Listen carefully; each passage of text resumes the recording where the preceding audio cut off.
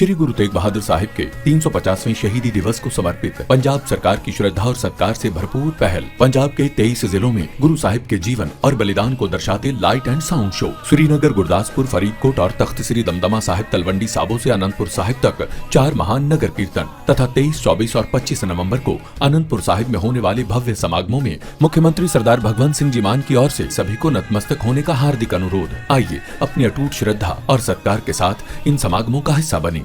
और बिहार में एनडीए की जीत के बाद भी जीतन राम मांझी के दिल में एक कसक है। उन्होंने टीवी9 से कहा कि गठबंधन कोटे से कम सीटें मिलने का मलाल अब भी है। टीवी9 संवाददाता रुपेश कुमार ने उनसे बातचीत की। सीट बंटवारे के बाद जीतन राम मांझी थोड़े मायूस दिख रहे थे, मायूसी थोड़ी कम हुई? नहीं, वो तो आज भी हम कहते हैं कि एक कसक रह गई हमारे दिमाग में।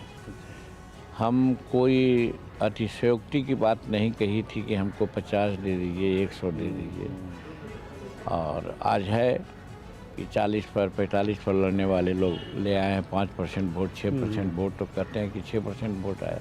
कम सीट मिलने का तो अफसोस है कि अभी मान्यता प्राप्त हम नहीं हो सके।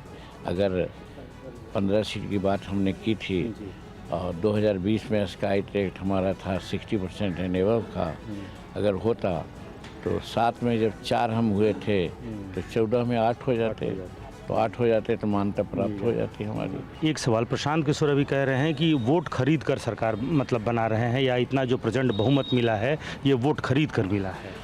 ये विरोधी पार्टी जो हार जाते हैं कोई न कोई रूप में अपने वोटर को शांत करने के लिए, संतुष्ट करने के लिए ऐसा बोलते हैं।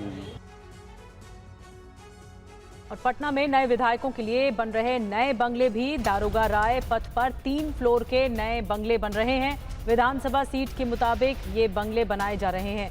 बंगले में सारी सुविधाएं होंगी, पार्किंग और बागवानी भी देखने को मिलेगी। शपथ ग्रहण के बाद विधायकों को ये बंगले सौंपे जाएंगे। और दारोगा राय पथ पर बन रहे इन बंगलों का टीवी9 संवाददाता आकाश वत्स ने जायजा लिया है। आप भी देखिए कैसा है नवनिर्वाचित विधायकों का नया बंगला। पटना में विधायकों के लिए जो नए आवास तैयार किए गए हैं, उस आवास के ठीक सामने ऐसे ही नंबर और विधानसभा क्षेत्र का नाम लिखा हुआ आपको दिखेगा। जैसे निर्वाचन क्षेत्र संख्या 100 बरौली विधानसभा क्षेत्र का नाम होगा, और ऐसे ही ये जितने भवन, जितने आवास बनाए गए हैं विधायकों के 181, उसके सामने में लिखे हुए हैं विधानसभा क्षेत्र के नाम। हम अंदर चलकर आपको दिखाते हैं कि किस तरीके से इसे तैयार किया गया है और कैसी इसमें व्यवस्थाएं हैं। ये एक स्पेस है, इसे पार्किंग के तौर पर में भी इस्तेमाल कर सकते हैं, या फिर ठंड के दिनों में ये बाहर बैठने के लिए भी बनाया गया है, या फिर इसे जो विधायक हैं, जो चुने हुए प्रतिनिधि हैं, वो इसे गार्डन स्पेस के तौर पर भी इसका इस्तेमाल कर सकते हैं। अब हम अंदर की तरफ आएंगे और अंदर चलकर दिखाते हैं कि इसे किस तरीके से तैयार किया गया है। लाइटें लगाई गई है, अंदर में पंखे लगाए गए हैं, और ये एक बाहर का हिस्सा है। जैसे ही आप इस घर में प्रवेश करते हैं तो ये उसके बाहर का हिस्सा है, और बाहर के हिस्से के बाद यहीं एक छोटा सा किचन है। छोटा सा, बिल्कुल छोटा सा ये किचन तैयार किया गया है। और इसके साथ ही इस हिस्से से इस बिल्डिंग में असल में इसे एंट्री गेट आप ये कह सकते हैं। यहाँ टेबल कुर्सी ये सब लगा दी गई है, लाइब्रेरी के लिए भी व्यवस्था की गई है। इस तरफ दिखाइए कि आप इसमें कुछ साज सज्जा के सामान या फिर किताब रख सकते हैं। एक ये हिस्सा भी है जिसे तैयार किया गया है। और इसके बाद जब आप घर में अंदर की तरफ आते हैं तो दिखता है ये डाइनिंग स्पेस। ये डाइनिंग स्पेस है, डाइनिंग टेबल कुर्सी के साथ इसे तैयार किया गया है। और एक बड़ा सा जो किचन है वो यहाँ तैयार किया गया है।